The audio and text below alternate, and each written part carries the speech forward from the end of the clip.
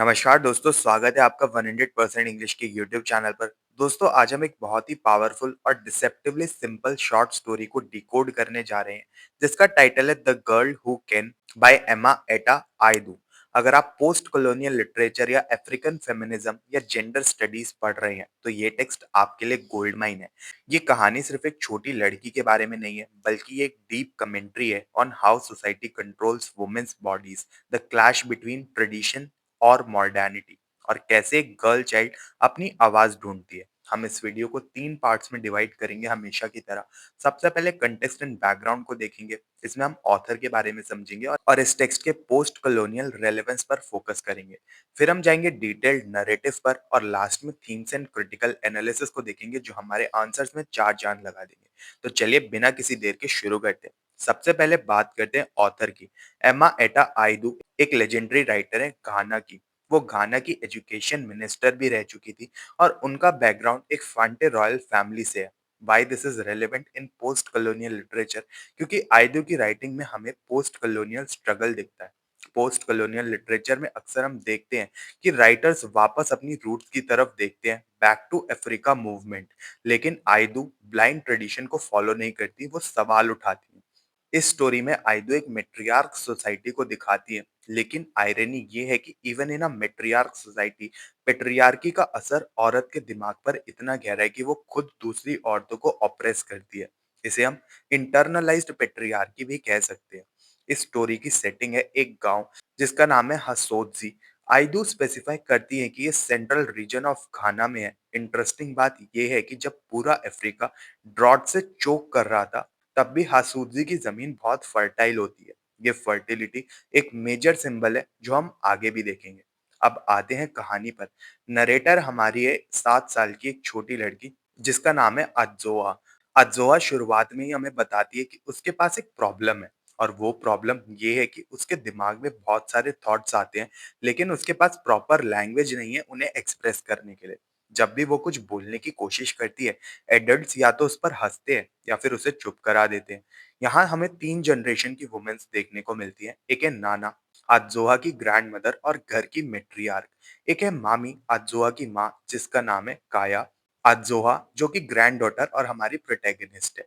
The conflict of legs को देखते हैं। स्टोरी का सेंट्रल कन्फ्लिक्ट एक बहुत ही अजीब चीज पर फोकस करता है, अज्जोहा की लेग्स। नाना कॉन्स्टेंटली कंप्लेन करती है कि अज्जोहा की लेग्स बहुत थिन और स्पिंडली हैं, यानी कि लंबी हैं। नाना का मानना है कि एक विमेन की लेग्स जो होती हैं, वो मीट से यानी कि मांस से भरी होनी चाहिए, और उनके काव्स यानी पिंडलियां बहुत स्ट्रांग होनी चाहिए। क्यों? ताकि वो सॉलिड हिप्स को सपोर्ट कर सके। और सॉलिड हिप्स क्यों चाहिए? To be able to have children. देखिए, नाना के लिए एक लड़की की वैल्यू सिर्फ उसकी फर्टिलिटी में है। अगर टांगे पतली है तो हिप सपोर्ट नहीं होंगे, और अगर हिप्स नहीं है तो बच्चे नहीं होंगे। So Azoa is useless in her eyes. Azoa ये सब सुनती है। वो देखती है कि उसकी माँ जो कि मामी है, हमेशा चुप रहती है। जब नाना ज्यादा बोलती है, तो मामी की आंखों में इनसाइड वीपिंग यानी अंदर ही अंदर वो रोने लगती है। नाना कभी कभी आज़ोआ के फादर को भी ब्लेम करती है, ये कहकर कि उसकी मामी ने एक ऐसे आदमी से शादी की जो कि बेकार था, और इसलिए बच्ची ऐसी यूजलेस पैदा हुई है। फिर बात आती है स्कूल की। नाना स्कूल को वेस्ट ऑफ टाइम मानती है, खासकर वुमेन के लिए। लेकिन मामी चाहती है कि आज़ोहा पढ़े लिखे, क्योंकि वो खुद अनपढ़ होने की वजह से अंधेरे में महसूस करती है खुद को हमेशा।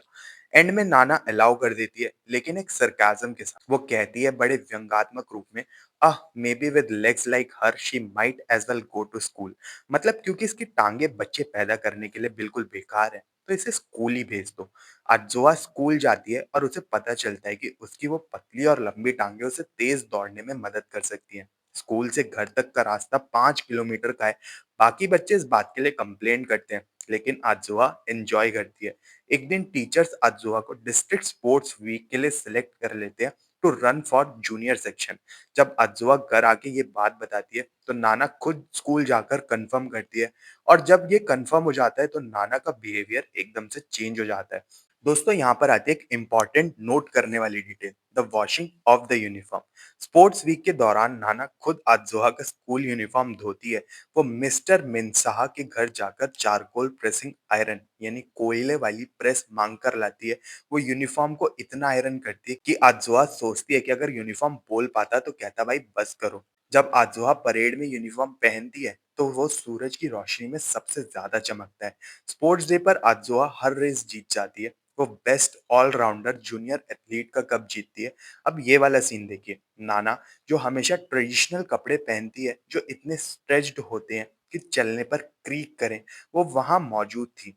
जीतने के बाद नाना क्या करती हैं, वो उस ग्लीमिंग चमकते हुए कप को अपनी पीठ पर उठा लेती हैं। आयदू लिखती हैं like they do with babies और other very precious things। ये वाली इमेज बहुत ही पावरफुल है। ट्रेडिशनली औरतें अपनी पीठ पर सिर्फ बच्चों को बांधती हैं। नाना ने उस कप को जो अज़ोहा की अचीवमेंट है, एक बच्चे का दर्जा दिया। घर आकर नाना रोती हैं और मटरिंग करती हैं, thin legs can also be useful, thin legs can run. उस दिन अज़ोहा ने बिना बोले अपने एक्शन से नाना का मुंह बंद कर दिया और उनकी सोच बदल दी। अब हम स्टोरी को एनालाइज करते हैं as a critic. The body politic इसमें हमको देखने को मिलता है। इस स्टोरीज में लेग्स एक मेटाफर है। नाना के लिए लेग्स का मतलब है रिप्रोडक्टिव वैल्यू। ये ट्रेडिशनल अफ्रीकन व्यू है जहां औरत का प्राइमरी रोल था मदरहुड। लेकिन अज़ोहा लेग्स का मतलब बदल देती है। उसके लिए लेग्स का मतलब है मोशन, एजेंसी और अचीवमेंट। जब नाना कप को अपनी पीठ पर उठाती हैं तो वो सिंबॉलिकली एक्सेप्ट करती हैं कि achievement is as precious as a baby. ये पोस्ट कॉलोनियल फेमिनिज्म का बड़ा स्टेटमेंट है कि औरत की वैल्यू सिर्फ फर्टिलिटी नहीं, कैपेबिलिटी भी हो सकती है। वॉइस वर्सेस साइलेंस इसमें हमको देखने को मिलता है। पोस्ट कॉलोनियल थ्योरी में एक टर्म है सबाल्टर्न। वो लोग जिनकी आवाज पावर स्ट्रक्चर में नहीं सुनी जाती। आजोआ एक डबल सबाल्टर्न है। एक तो वो चाइल्ड है और ऊपर से एक लड़की है। टेक्स्ट में आजोहा कहती है I don't have the proper language to speak them out with. लेकिन स्टोरी के एंड में अज़ोहा लैंग्वेज से नहीं बल्कि एक्शन से बोलती है।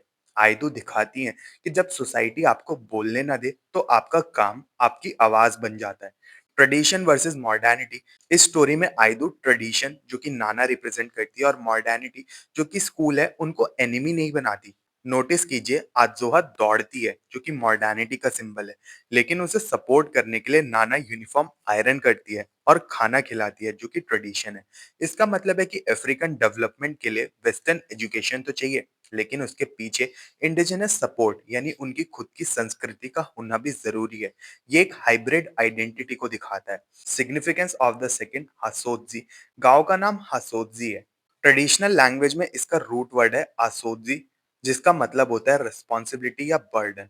लेकिन स्टोरी में इसे फर्टाइल बताया गया है। ये जमीन की फर्टिलिटी अज़ोहा की पोटेंशियल को मिरर करती है। जैसे जमीन फर्टाइल है पर ड्रॉट के बीच है, वैसे ही अज़ोहा कैपेबल है पर लेकिन स्ट्रिक्ट रूल्स के बीच है। तो ये था यार इस मेटाफर का मतलब। To wrap up, the girl who can सिर्फ एक रेस जीतने की कहानी नहीं है, ये एक मैनिफेस्टो है for the African girl child. ये बताता है कि आपकी फिजिकल अपीयरेंस आपकी डेस्टिनी डिसाइड नहीं करती। आज जोहा ने प्रूव किया कि लंबी और पतली टांगे सिर्फ कमजोरी नहीं बल्कि एरोडायनेमिक्स है।